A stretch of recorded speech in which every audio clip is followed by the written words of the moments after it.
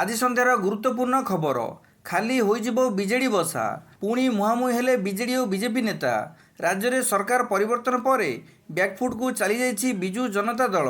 କେବଳ 2-3 ଜଣ ନେତାଙ୍କୁ ଛାଡ଼ିଦେଲେ ଅନ୍ୟମାନେ ଏକଦମ ସାଇଲେଣ୍ଟ। ଏପରିକି ଦେଖା ବି ମିଳୁନି। ଆଗକୁ ବିଜେଡି କିଛି ବଡ଼ ଧରଣର ବିସ୍ଫୋରଣ କରିବାକୁ ପ୍ଲାନ୍ କରୁଥିବା କୁହାଯାଉଥିବା ବେଳେ ବିଜେପି କହୁଛି ଭବିଷ୍ୟତରେ ବିଜେଡି ରହିବନି। ପରବର୍ତ୍ତୀ ଖବର। ଖତ ଖାଇଗଲା ପରିକ୍ରମା ପ୍ରକଳ୍ପ ଅର୍ପଣ ଚାଉଳ। ଅର୍ପଣ ଚାଉଳରେ ଲାଗିପାରିବନି ଭୋଗ। ପୁରୀ ପରିକ୍ରମା ପ୍ରକଳ୍ପ ଲୋକାର୍ପଣ ବେଳେ 14,000 କୁଇଣ୍ଟାଲ ଚାଉଳ ଆଦାୟ ହୋଇଥିଲା। ସେଥିରୁ 4,000 କୁଇଣ୍ଟାଲ ଚାଉଳ ବ୍ୟବହାର ହୋଇଥିଲା।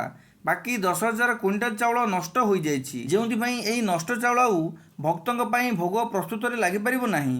ନଷ୍ଟ ଚାଉଳଗୁଡ଼ିକୁ ଏନ୍ଜିଓ ସଂସ୍ଥାକୁ ଦେବା ପାଇଁ ମହାସୁଆର ନିଯୋଗ ପକ୍ଷରୁ ପ୍ରସ୍ତାବ ଦିଆଯାଇଛି। ପରବର୍ତ୍ତୀ ଖବର। ଆନନ୍ଦ ବଜାରରୁ ହଟିବେ ଦଲାଲ। ଦଲାଲ ମୁକ୍ତ ହେବ ଆନନ୍ଦ ବଜାର। ବଡ଼ଦେଉଳରେ ଲାଗିବ ଅଭଡ଼ା ଦର ତାଲିକା। ବଜାର ଭିତରେ ଖୋଲିବ ପୋଲିସ ସହାୟତା କେନ୍ଦ୍ର। ସେଥିପାଇଁ ଦିଆଗଲା ପ୍ରସ୍ତାବ। ଖୁବ୍ ଶୀଘ୍ର ହେବ କାର୍ଯ୍ୟକାରୀ। ନିୟମ ଖିଲାପି କଲେ ଅମାନିଆଙ୍କ ଉପରେ ନିଆଯିବ କଡ଼ା କାର୍ଯ୍ୟାନୁଷ୍ଠାନ। ଏନେଇ ଶ୍ରୀମନ୍ଦିର ମୁଖ୍ୟ ପ୍ରଶାସନଙ୍କ ସହ ଆଲୋଚନା ପରେ ଦେଲେ ସୁଆର ମହାସୁଆର ନିଯୋଗ ସଭାପତି ଓ ସମ୍ପାଦକ। ପରବର୍ତ୍ତୀ ଖବର। ଓଡ଼ିଶାରୁ ଆଳୁ ଅଭାବ ପୂରଣ କରିବ ଉତ୍ତରପ୍ରଦେଶ। ପଶ୍ଚିମବଙ୍ଗ ନୁହେଁ, ଏଣିକି ଓଡ଼ିଶାର ଆଳୁ ଆବଶ୍ୟକତା ପୂରଣ କରିବ ଉତ୍ତରପ୍ରଦେଶ। ଧୀରେ ଧୀରେ ପଶ୍ଚିମବଙ୍ଗରୁ ଆଳୁ ଆମଦାନୀ ବନ୍ଦ କରାଯିବ।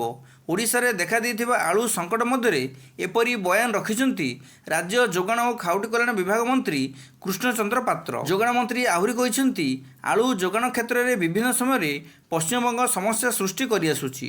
ପଶ୍ଚିମବଙ୍ଗରେ ଆଳୁ ବ୍ୟବସାୟୀଙ୍କ ଆନ୍ଦୋଳନ ଯୋଗୁଁ କିଛି ଦିନ ହେଲା ଓଡ଼ିଶାକୁ ପଶ୍ଚିମବଙ୍ଗରୁ ଆଳୁ ଟ୍ରକ୍ ଆସିପାରୁନାହିଁ। ଆନ୍ଦୋଳନକାରୀ ବ୍ୟବସାୟୀମାନେ ଆଳୁ ଟ୍ରକ୍କୁ ସୀମାପାର ହେବାକୁ ଦେଉନାହାନ୍ତି ବୋଲି ସେ କହିଛନ୍ତି। ପରବର୍ତ୍ତୀ ଖବର। ଜାଲରେ ଧରାପଡ଼ିଲା ବିରାଟ ରୋହି ମାଛ। କେନ୍ଦୁଝର ସଦର ବ୍ଲକ ଅଞ୍ଚଳରେ ଥିବା କାହିଁଝରି ଡ୍ୟାମ୍ ଜଳାଶୟରୁ ଶୁକ୍ରବାର ବିରାଟ ଚାଇନା ରୋହି ଜାଲରେ ପଡ଼ିଛି।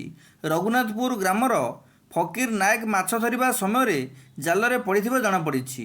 ମାଛଟିର ଓଜନ 13 କେଜି 500 ଗ୍ରାମ ଥିବାବେଳେ ମାଛଟିକୁ ଦେଖିବାକୁ ଲୋକଙ୍କର ଭିଡ଼ ଜମିଛି।